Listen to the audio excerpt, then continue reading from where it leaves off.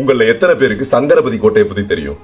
வேலு நாச்சியார், அவங்களோட தளபதியான சின்ன மருது, பெரிய மருது, இவங்க எல்லாரும் வந்து போர் பயிற்சி பண்ண ஒரு மிகப்பெரிய கோட்டை வந்து இப்ப ஒண்ணுமே இல்லாம அழிஞ்சு போயிட்டு இருக்குன்னு சொன்னா அவங்களால நம்ப முடியுமா? அது வேற எங்கேயும் இல்ல, காரைக்குடி டு தேவகோட்டை போற வழி இருக்கு இல்லையா, அங்கேதான் இருக்கு அந்த கோட்டை. ஊர் மக்கள்லாம் சேர்ந்து மனு எழுதி கொடுத்து இது வந்து வரலாற்று மிக்க ஒரு பிளேஸ், இந்த பிளேஸ் வந்து ஒரு டூரிஸ்ட் பிளேஸா மாத்தணும் அப்படின்னு சொல்லி கவர்மெண்ட் சொன்னதுக்கு அப்புறம் 2013ல பாத்தீங்கன்னா இது ஒரு சுற்றுலா தலமா மாத்தலாம் அப்படின்னு சொல்லி பர்மிஷன் கொடுக்குறாங்க. 2015ல வந்து 3 கோடி ஒதுக்குறாங்க ஏடிஎம்கே பீரியட்ல. 3 கோடி. இப்போ வந்து பாத்தீங்கன்னா கரண்ட் நவ் அந்த செங்கலை கூட யாருமே கிளீன் பண்ண வரல, அந்த காசு காணாம போயிடுச்சு.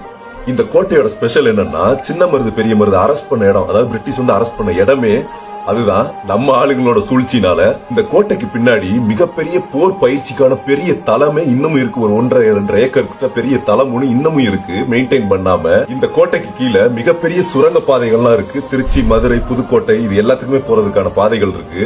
வீரபாண்டி கட்டபொம்மனோட தம்பி வந்து ஊமத்துறை இருக்காப்ல, அவர் பதுங்கியிருந்த இடமும் இதுதான். இவ்வளவு சிறப்பு வாய்ந்த ஒரு வரலாறு வந்து கண்ணு முன்னாடி அழிஞ்சுகிட்டு இருக்கு எங்க ஊர்ல, எங்க வீட்டு பக்கத்துல. இது மாதிரி தமிழகம் முழுவதும் எத்தனை கோயில், எத்தனை கோட்டைகள் வந்து அழிஞ்சுகிட்டு இருக்குன்னு நினைச்சு பாருங்க. சிலையா இருந்தா அதை கடத்திடுறது. இந்த வீடியோவை கவர்மெண்ட்டுக்கு தெரியும் வரைக்கும் ஷேர் பண்ணுங்க. அப்பயாவது அந்த கோட்டைக்கு ஒரு விடிவு காலம் பிறக்குதான்னு பார்க்கலாம்.